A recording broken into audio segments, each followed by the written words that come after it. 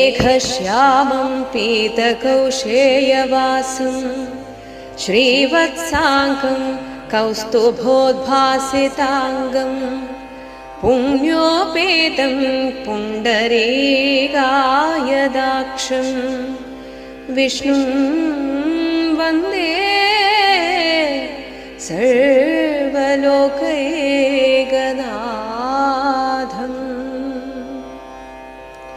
सशङ्खचक्रं सकिरीटकुण्डलं सपीतवस्त्रं सरसेरुहेक्षणं सहारवक्षस्थलशोभिकौस्तुभं नमामि विष्णुं शिरसा